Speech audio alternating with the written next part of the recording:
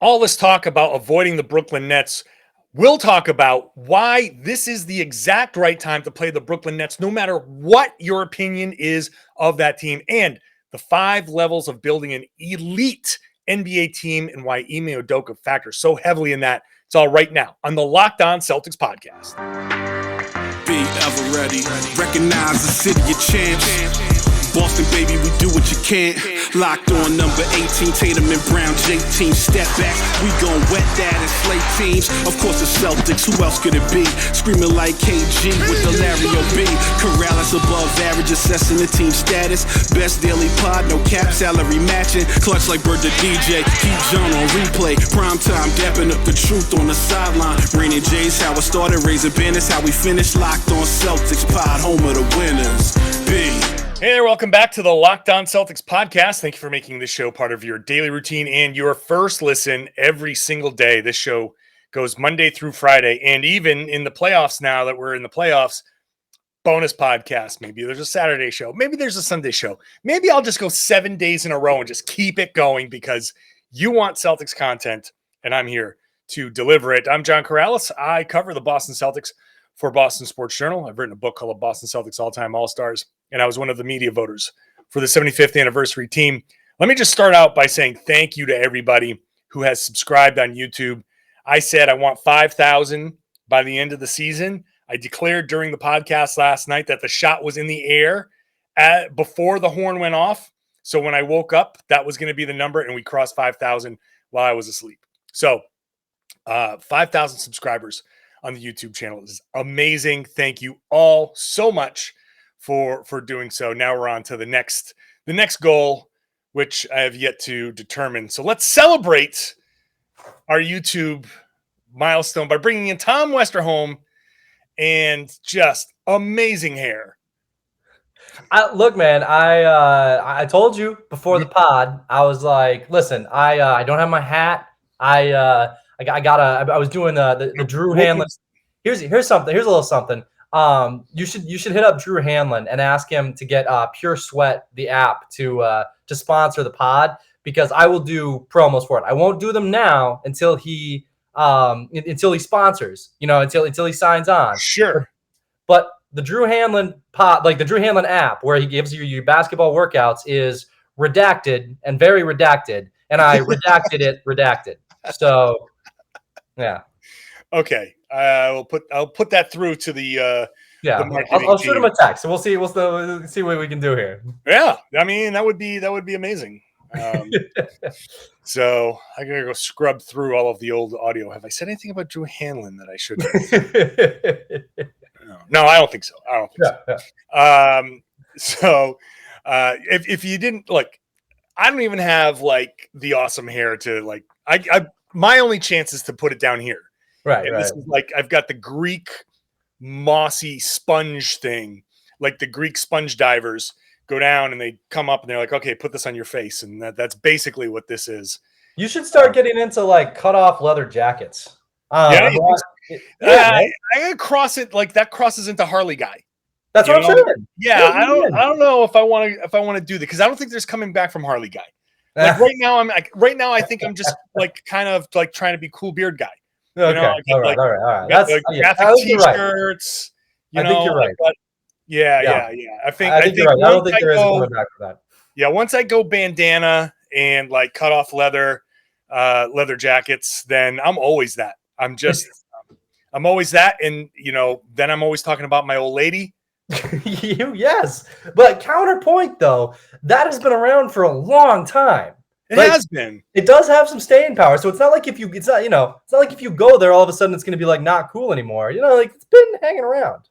I mean, you're saying that just because it's been around means it's cool. Here's the thing: my dad does a lot of that stuff, and I'm already coming to grips with like looking into the camera and seeing like the videos that I'm putting together for other things. And seeing my dad in my face. That's hard enough for me to like look at me and being like, oh no. So I don't want to, if I do it, I'll have to ease into it. Okay. I'm also deathly afraid of motorcycles, and I don't. Yeah, I am too, dude. 100%. I mean, I love the concept of a motorcycle. Like Yep. it theoretically, I love, like, I used to love American Chopper. Like I get a big chopper and ride down like the open road. I would love to do that. I just am so distrustful of everybody else on the road. Like I feel like I'd be like, you live in look at me. Massachusetts. I understand. Right. And I'm from Rhode Island, so it's that's worse. So I just be like rolling down, like, oh, I'm following all the rules. This is such a great day. Boom, T-bone and goodbye. So correct. I'm going to try to take that out of the equation. And then if I become Harley guy, I'd be just the poser. So, and that's something I don't want to be. That's fair. All right. So that's been the Locked On Harley podcast. Let's get into Locked On. Oh, shoot. Basketball. Right. Basketball. No, we're the Celtics. As far as I'm concerned, this is the Tuesday podcast. We're still in celebration mode, right? This is still, you're the 2 seed. You get the week off. Tuesday night, we're going to watch the Brooklyn Nets and the Cleveland Cavaliers. And as far as I'm concerned, like, it could be either of those teams. Brooklyn is going to be favored. Yeah. Obviously. I just saw Brooklyn is favored to go to the finals. Yeah, that's a bunch of people throwing money down. 100%. It is wild though that people are willing to do that. Yeah. That's a lot of money coming in from places that that's not real basketball money. Correct. So that's fine. Hey, I'm sure everybody in Vegas is like, oh yeah, come on in. Oh, you like Brooklyn? So do we. Come on in. Kyrie is a good defender. You come on in. Oh, absolutely.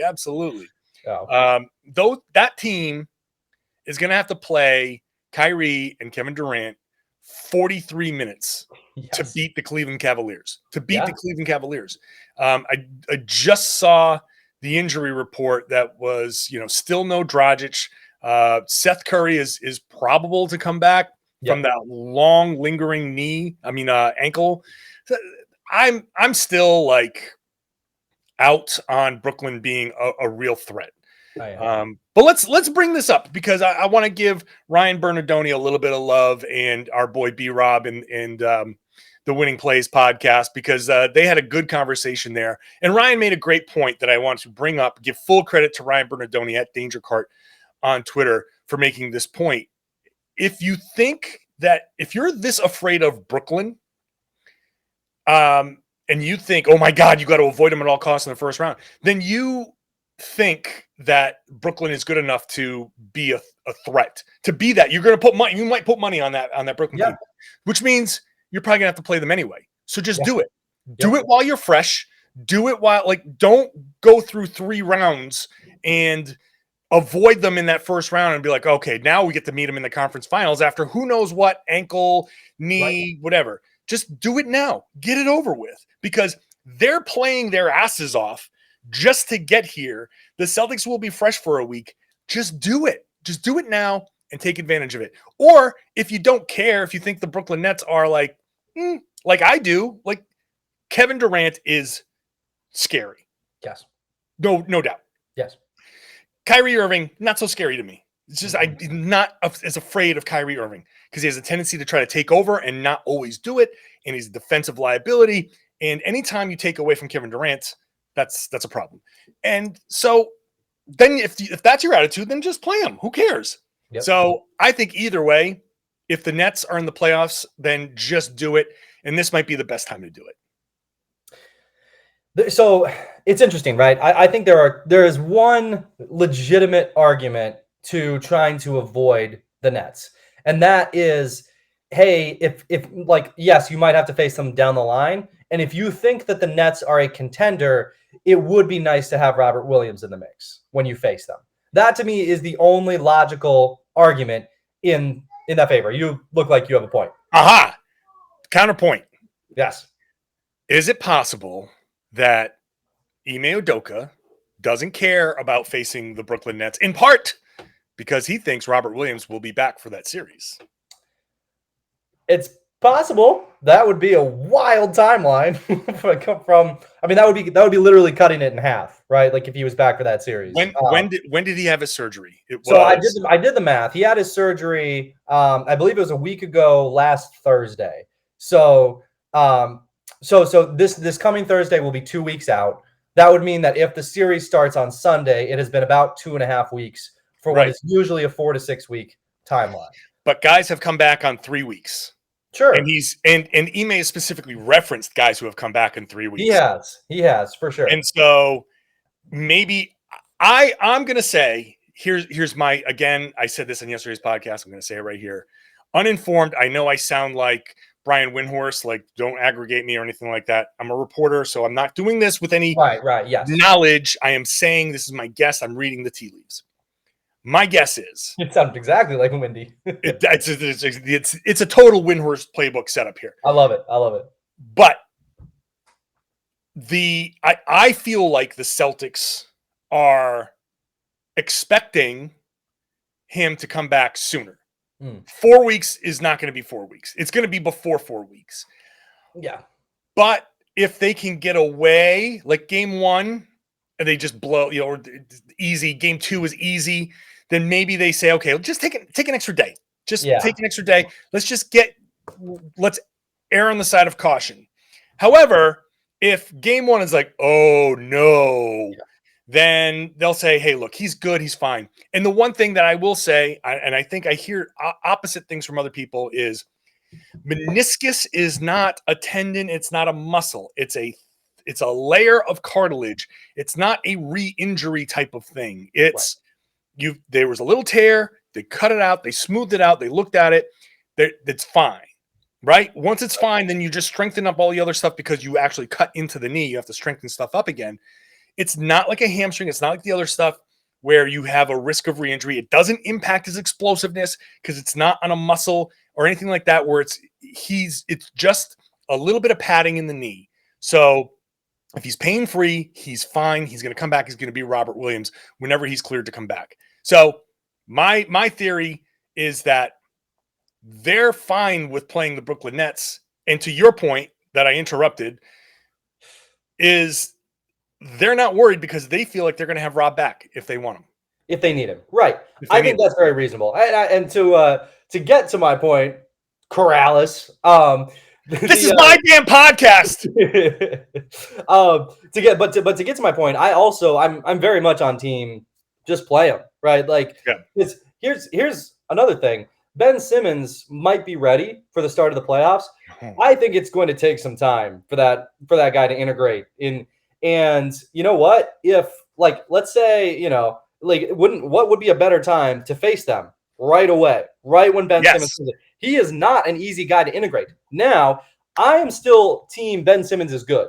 And I know that puts me at odds with a lot of Celtics people, but that guy can really defend. And he's a really, really tough defender, switchable, everything. I think he is one of the few guys in the NBA who actually, when fully healthy and fully locked in, can give Jayson Tatum fits at this stage. Like, Tatum is pretty much unguardable, but Ben Simmons is big and athletic and can move his feet really well and can do a lot of those things that I think would at very least make Tatum work. If Simmons isn't integrated or if he comes back halfway through the series, the Nets have nothing for Jayson Tatum. They can't do anything about him. We saw that the last time these teams played. Jayson Tatum just lit them on fire. So especially Kyrie, they hunted Kyrie to death. Mm-hmm. So I think if you're trying to play the Nets, now is the time. Now is great. Even looking ahead to next year, right? Joe Harris is out. You don't know how healthy Seth Curry is going to be. It's going to be really hard to integrate this, this guy who is notoriously difficult to integrate. Catch them right away. This is the time to do it if you're going to play them. And as Ryan Bernardoni was saying, catch them while you're really fresh and while, they might not be quite as fresh. So, look, I think going for the 2 seed, I think my biggest takeaway on this is that, if you believe that the Celtics are a contender, then there is you should just be looking for home court advantage. Home court advantage is real. That one is good. So, maybe you have to face the Nets in the first round. But if you think you're going to lose to the Nets, then you weren't a contender in the first place. And isn't it better to just find that out right away, right? It's kind of if you think they're a contender, then it's kind of a distinction without a difference if they lose when they lose. So if you can set yourself up to have home court advantage in the second round against the Bucks, and the trade-off is you might get this banged up Nets team, take that home court advantage in the second round. The Bucks are going to be tough. You need like all the advantages you can get against Giannis Antetokounmpo and Chris Middleton and Drew Holiday. That's a tough team. Take the home court advantage. Try to, if the price you pay is a banged up Nets team that's trying to integrate the most difficult guy to integrate in the entire league, so be it. Yeah, and I just saw as you were talking the breaking news come through that Goran Dragic is going to play. He is cleared health and safety protocol, so he is available. Okay. But again, still to your point, he's easier to integrate because he can be more of a shooter, but he's still a ball handler, right? He's still a ball dominant guy. Absolutely. So you trade two guys who need the ball, you're integrating them into an offense that's basically going to run isolations for Durant and Kyrie. That's not great. So that adds to the point. I think it adds to the point. Play them now while they're still trying to figure things out, and hope that disarray, those few turnovers that might happen, like, God, the timing was a little bit off. That I think it makes it much more worth playing them now. Let's take a break. Let's come back because there's a whole lot more to talk about in this. The integration of Ben Simmons is super. I think if it's going to happen, it's going to be, I think that could be their downfall. I think that could be their downfall. We'll talk about that and a lot of other stuff coming up next. First, let's talk about PrizePicks, because PrizePicks is daily fantasy made easy. I've had a lot of people come up to me over the course of the season since I've been talking about PrizePicks saying, yeah, I've done it. I love it. It's great. It's very fun to play. Basically, it's you against the numbers in daily fantasy. You pick 2 to 5 players and over/under on their projections, and you can win up to 10 times on any entry.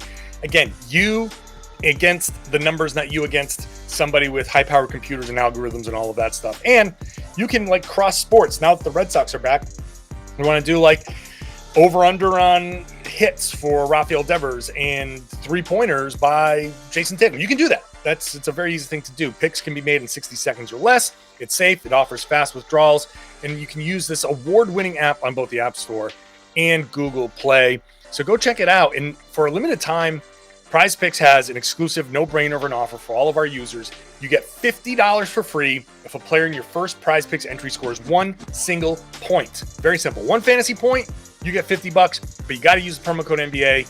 It's an exclusive offer for Locked On fans. Sign up today. Use the code NBA for $50 free if a player in your first PrizePicks entry scores a single point. This is PrizePicks.com. Download the app on either of your app stores, Google Play, whichever. Daily fantasy made easy. Also, let's talk about BetOnline, where a lot of people are using their money. Not people who are listening to me, but they're putting their money on the Brooklyn Nets for some reason. Put your money on the Boston Celtics. I think that's a pretty good bet. But don't listen to me. Listen to yourself and your own conscience. You can go to betonline.net. It's your number one source for all your betting stats, sports info. You get the latest developments, league reviews, news, podcasts, everything that's going on.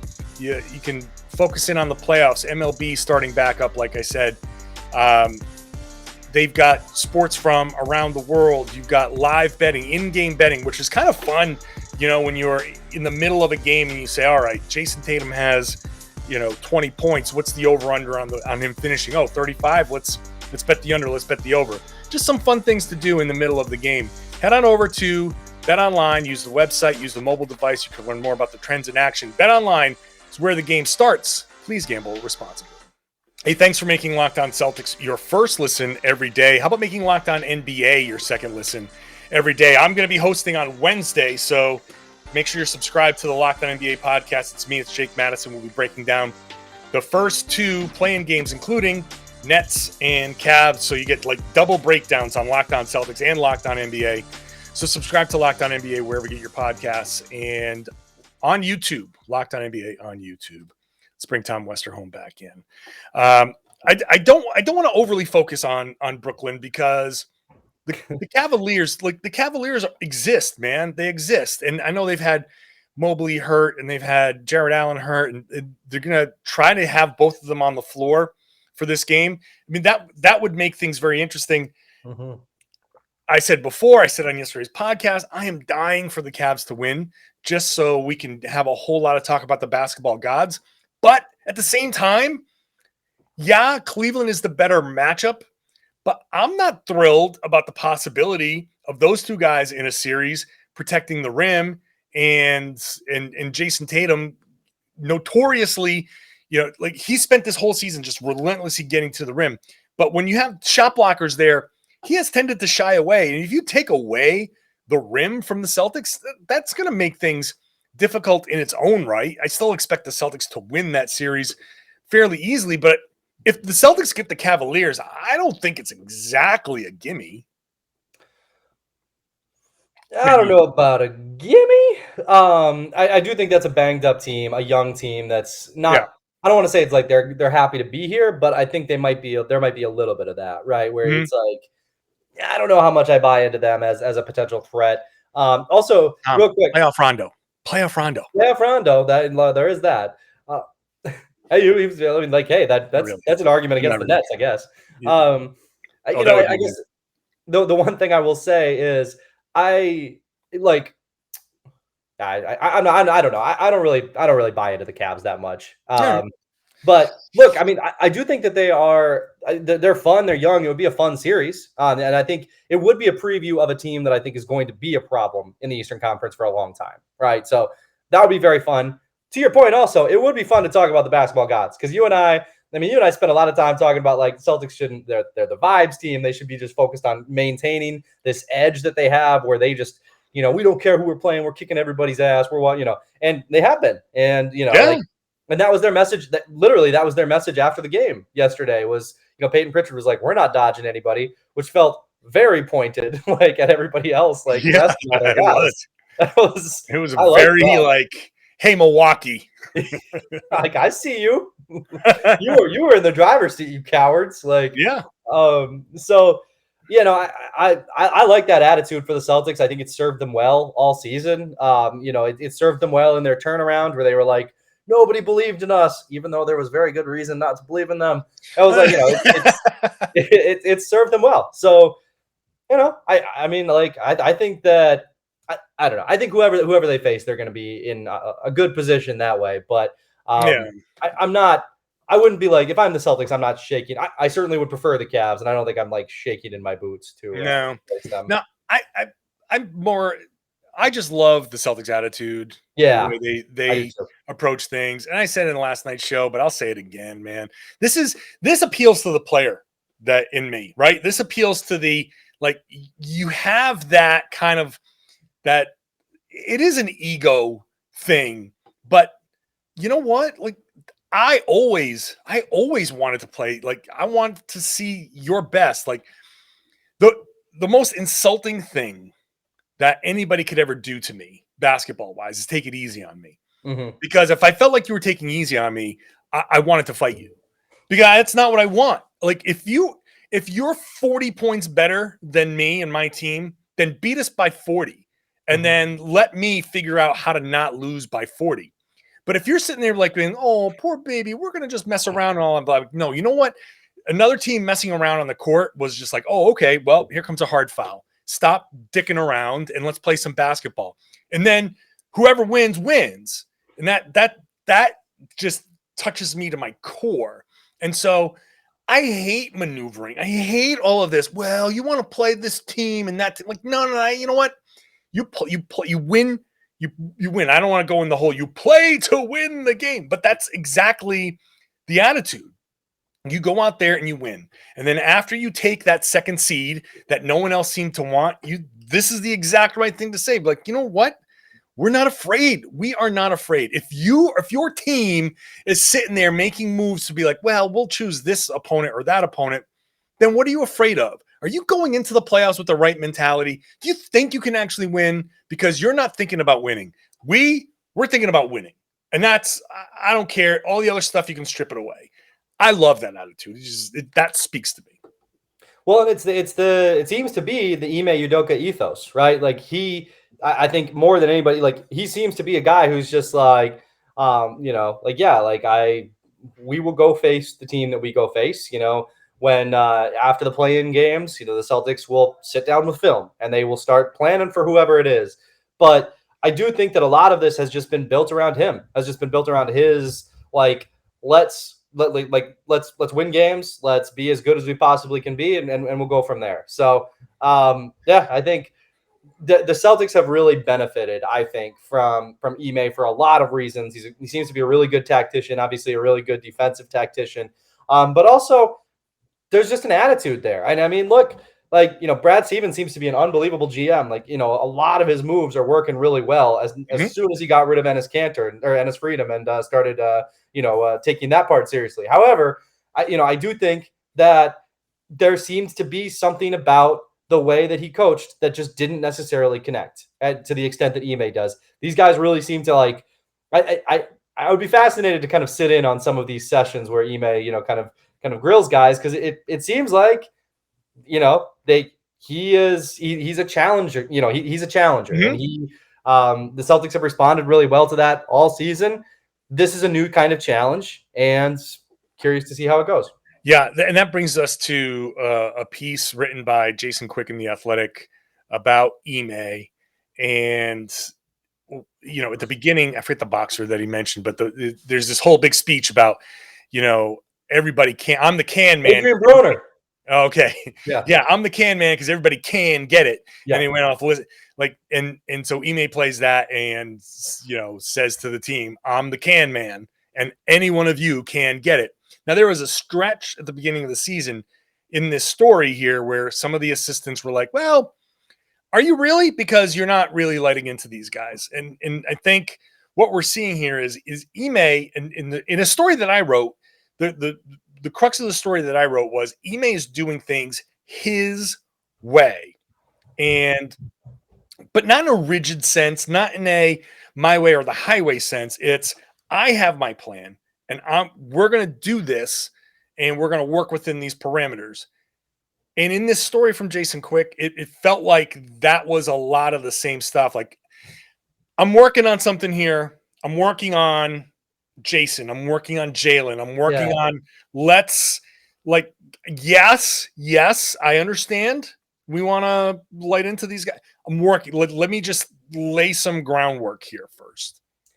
And that, I think, has been his general vibe all season, because he kind of said that to us at the beginning, right? He was like, we're kind of working on defensive principles, and the vibe I got was very much we're working on defensive principles, and the offense will come around soon enough. I think. By the way, you got Rafi over your right. I see him. Yeah. Hi, Rafi. My 4-year-old joins the podcast. Yeah, you say hi to YouTube. This is fantastic. Yeah. Rafi, what do you think about Ime Udoka? Rafi, who's your guy? You know the answer though. Derek White. Derek White. That's Derek White. Cool. Yep. And why is Derek White your guy? Because he's a little bit better than Romeo. Because he's a little bit better than Romeo? He's a little bit better than Romeo. Yeah. It's solid analysis.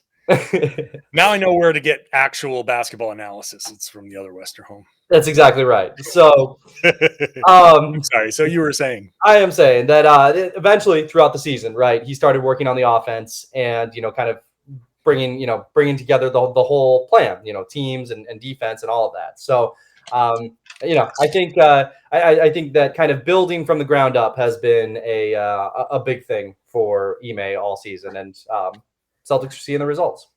I'm just making note on a time pad here of when Rafi comes into frame, because that's going to be the thumbnail that I use for the There you go.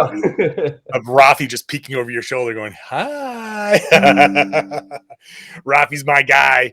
What's up, Rafi? All right, I'm going to take a break here. We'll get back to the Ime Udoka. I got 5 levels of NBA basketball that we're going to talk about, and that's how Ime fits into that. We'll do that when we come back. First, let's talk about Rock Auto, which is where you want to go for anything you need for your car. There are a ton of cars out there, tons of makes and models. It's impossible for one of those chain stores to have everything that you need. You go in there and you can talk to the person behind the counter and waste your time when they say, okay, we have this in stock. You're like, that's not exactly what I want. Why do that? Your time is precious. Save your time, save your money. Just do it from home. Go to rockauto.com. Enter all that same information you're going to tell this person behind the counter. Enter that into your own computer, and then you're going to get a very big return on all of the types of whatever part you're looking for. Is it a complicated part for your engine?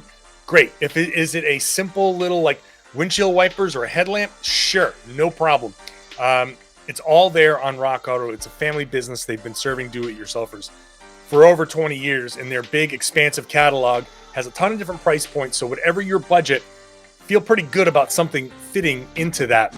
So go to rockauto.com right now. See all the parts available for your car, truck, motorcycle, RV, Harley Davidson that I'm going to own when I get those cut off leather jackets. When you do buy something, write Locked On in their How Did You Hear About Us box. That's how they know we sent you. That's the only way they know we sent you.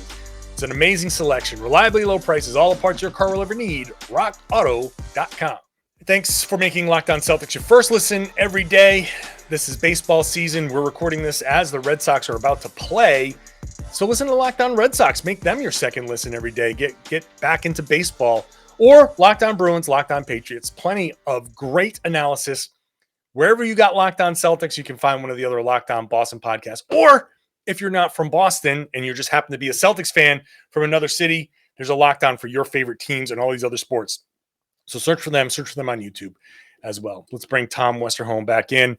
And Rafi's gone. Rafi's gone. I apologize to everyone. Man. His my wife lured him out of here with fruit snacks. So he's fruit snacks. Yeah. It's a pretty good deal. It's a sweet deal. I think he came out ahead here. Yeah, man. That's great. It's a little sneaky thing. Like, I'm going to do something a little wrong. Not bad, just a little wrong. And I'm going to get rewarded for it. Correct. That kid is 4 and he's got life figured out. He does. He's figured out how to cheat the system. I'm very happy for him. It'll serve him well. Great politician. I'm going to do things a little bit wrong and get rewarded for it. Exactly. All right. So continuing the conversation about Ime. Here's my 5 levels of NBA basketball to building a great team. 1 is just effort. No matter how good or bad in the NBA, you've got NBA players. If you try hard, you're the Oklahoma City Thunder, right? Yep. You're going to go out there, you're going to win some games. People are like, damn, we can't shake these guys. You're probably going to get blown out a lot, but they just never stop coming, right? So you got effort. 2, scheme. If you've got effort doesn't matter the talent, and you got a good scheme, you're gonna be okay. You're gonna be a little dangerous, right? You're gonna be like a 30-win team. You add talent to that. Now you got talent, effort, and scheme. Okay, now you're starting to get into that middle of the pack, maybe a winning team. Then you throw the fit in there. Fit is the 4th thing. If the talent all fits together with scheme and effort, you've got a great team. And you add coaching on top. Can I guess? Oh, you were going to say coaching. Damn. Okay. What was the last one? What did you think? I was going to guess execution, but I think with the scheme and the talent and the effort, you get the. I was going to say coaching because of the in-game, the adjustments, the getting yourself through each thing. If you've got effort, scheme, just the plays that you're running, talent, the fit is right, and coaching. Now you got yourself an elite NBA team. The Celtics. Effort was mostly there. The scheme, they figured it out. The talent was always there. The fit wasn't until the trade deadline. They bring in Derek White. Now the fit is there. And the coaching is a huge element because obviously that's where your scheme comes in. But it's that getting Jayson Tatum to be who he is, getting Jaylen Brown to be who he is, and do all that stuff and improve the way they have. Going back to this Athletic article, Ime in December, we all wrote the stories about this film session, this monster film session, where he just lit into everybody. And those guys start to like really buy in, right? They get it. The buy-in, I guess, is part of the coaching, or a buy-in can be an offshoot of one of these things. But Ime is really, I said this yesterday, that Ime is like, if we're talking about a Celtics solar system, he actually is the sun. And like so much of this season, just this season, it is revolving around Ime, his attitude, his messaging, his all of that stuff. Obviously, Jayson Tatum is going to be like the center of everything for the Celtics to win a championship. But getting to this point, getting to the 2nd seed, Ime is like at the center of it all because his approach, the waiting to light into these guys is all part of it. And my analogy for the way he waited is actually an agricultural one. If you're laying down new sod, you've got to let the roots take hold before you start playing soccer or football on it. Because if you start ripping on it too soon, though, you're going to tear the whole thing apart. You gotta lay it down. You gotta water it. You gotta nurture it. You gotta let those roots take hold, and then you got yourself a field turf that you could play on. That's kind of similar to what Ime did here. He got to let the roots of what he was teaching these guys take hold in November and December, and then once he felt good about, okay, they're getting what I'm trying to say, they're just not doing it. Now he lit into them. Now he's playing on that field, and he's getting these guys to do what he wanted. Well, and not for nothing, one of the things he did by showing them what he wanted them to do and then letting them kind of screw around for a while and make a bunch of mistakes, it built up enough cachet for his way of doing things. Like, right. I don't know exactly what he said, but to be like, okay, now you guys see what happens when you do it your stupid way, do it my smart way. So like, it really is like teaching a kid, like, don't do that. Right. All right, do it. I mean, literally, like there's like a very, there's like the parenting, idea of natural consequences, right? It's like, okay, yeah, like sure, you want to do that. You're gonna have you want to have like a super messy room. Yeah, you're gonna step on a Lego, like Yep. Natural consequences, right? So yeah, I mean, I think there was some of that, and I think that was probably part of the reason that there was so much buy-in when it happened. And, not for nothing, the other thing that was working in Ime's favor was the fact that the Celtics could look at last year's team too and could say, we look exactly like last year. The same stuff is happening. The same crap is happening. Let's change some things up. Let's listen to what Ime is saying. I think that was certainly part of it. And I also think too, to your point about, the five things, I don't mean to keep dumping on Dennis Schroeder, but the fact, truly, I don't. Like, I think there is a real place for him in the NBA. But on this Celtics team, having everything run through Tatum and everything run through Jaylen immediately makes everything much smoother, right? Because it immediately, like, you force those switches, you force those mismatches, you force those 4-on-3s that the Celtics just thrive on all the time.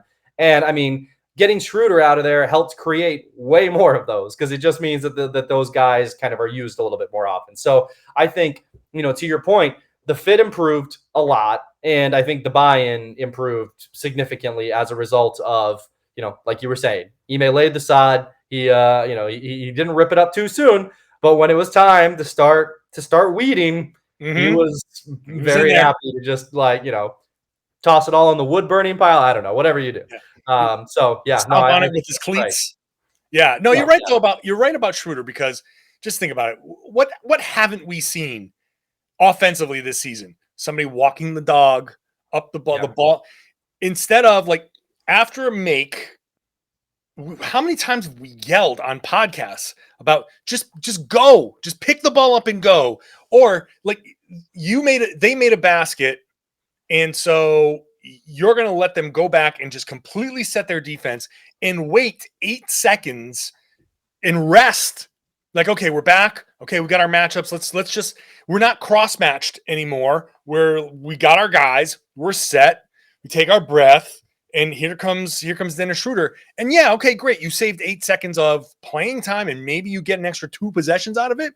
But what was the net effect? You're playing up against a set defense every single time, no matter what. So that ran counter to Ime's pace pushing. And, you see Marcus Smart just waving people. Let's go. Pitch that up ahead. So, yeah, again, I'll go back to it because I literally just listened to this podcast before we started listening. B-Rob and Ryan. Like, you got Dennis Schroeder. Like this, they got Dennis Schroeder. He just didn't fit. Like he didn't do anything out of the ordinary. He played like he always played. Yes. And the signing of him conceptually made sense, and it did turn into Daniel Tice, who is a very important piece. Oh, yeah. So that was huge. And so was it worth the first 2 months of like banging your head up against the wall? I don't know. I mean, maybe you could say the Celtics would have been a 60-win team if that was the case, but maybe not. Maybe something maybe else. Maybe you don't get this buy-in because there isn't this like pool of horrible losses for Ime to draw from when he's like telling them, hey, you're doing it a stupid way. I think your point is a really good one, that you got to have the evidence that says your way doesn't work. Yes. Because like you said, and Ime even said it, it's like raising a kid. When you're telling someone that doesn't work, a lot of times that person is going to be like, I don't believe you. Yeah, right. I don't believe you. You need more people. I'm still going to go do this thing. And then be like, oh, crap, it doesn't work. All right. I get your point. Well, let me try again. Let me just try this one other way. Yeah. You know, it's just, that's the, because, and Ime makes this point multiple times. He made it with me. He made it with Jayson. The habits don't just change, first of all. Second of all, Jayson Tatum, for example, is he's in what, his 5th year. He's a multiple-time All-Star. He got a max contract. He was on Team USA, winning a gold medal. And you're going to sit there and tell him, nah, change how you play. Be like, what are you talking about? I'm exactly as far as anybody could possibly be without having won a championship at this point, but still 23 years old. Like it's hard to tell that dude that you got to evolve your game, because he's very much in you can't tell me nothing mode. You gotta massage that. You got to make sure that he knows that you're telling him this stuff because you're trying to make him better and make the team better. And he needs to see that this isn't just do this my way and it doesn't matter how it affects your life. Ime is like following the Greg Popovich mold. Like, I'm invested in you. I want you to be not just an all-star and a fringe all-NBA player. I don't want you to be worried about what position you're voted in, because that's going to keep you off like first team all-NBA, MVP candidate. That's what I want you to be. Hall of Famer, lock Hall of Famer, first team first ballot Hall of Famer, like top 15 player of all time type of guy. If you can do this stuff, who knows, right? So that's that level of nurturing and human to human connection is what makes this whole thing with Ime so great. He's not going to win Coach of the Year this year because Monty Williams is just he's run away. And it's totally fine. Yeah, I think this is going to be a year behind. Just if the Celtics are this good next year, Ime is going to get it next year, and that might be the only one he ever gets, because if he keeps doing this, people are going to be like, yeah, that's Ime. He's going to fall into he's going to be like Spoelstra. It's going to be like a little bit of a rocky start. Then you earn your chops, and then you're just great the rest of the way. And you might just get a couple of, considerations here or there, but I think he's only going to get, that I think he'll win it next year if the Celtics are good. I can see it. Yeah. And I think to your point about the cachet that he needed to build with Tatum, I think a lot of that comes back to Team USA, right? Like that relationship really was, I think, essential, because he already knew these guys. He already had an established relationship with them. Also, not for nothing, we know how much Tatum respects Greg Popovich, because he literally said it all the time and says it all the time. So, I think I think those two things make a big difference for him. All right, so that's going to do it for the show here. We'll be back for I'll do a post Nets for the Wednesday. I mean, why would I do a podcast before we figure out who the Celtics are playing, right? Like that would be a dumb thing to do. So I'll do one after, and we'll figure it out, and we'll talk about that. Tom, thanks once again for hopping on. Of course, man. Thanks for having me. Thanks, Rafi. Thank Rafi for me. I will. I'll let him know. Yeah, he'll be thrilled. I love that kid so much. He's so great. So I'll be back after it's either Brooklyn or Cleveland, and then Chad Finn will join the show on Thursday, and we'll figure out. I'll do a crossover show at some point here with whoever the Celtics are facing. So Locked On Cavs or Locked On Nets, we'll do a crossover show previewing that. So big full week of podcasts. So again, not only are we doing post-game podcasts, every playoff game from now on, there's always going to be a post-game. No more Friday or Saturday, wait till Monday thing. Post-game podcasts every single time. Bonus podcasts. The playoffs are when you're supposed to step up. Locked On Celtics will step up in the playoffs for you. Bonus podcasts all over the place. So make sure you're subscribed. Subscribe on YouTube. Keep pushing that up. If you're new and you haven't subscribed yet, please do that. Continue to share the podcast. Continue to tell your friends and family that they should be listening to and watching the Locked On Celtics podcast right here on the Locked On Podcast Network.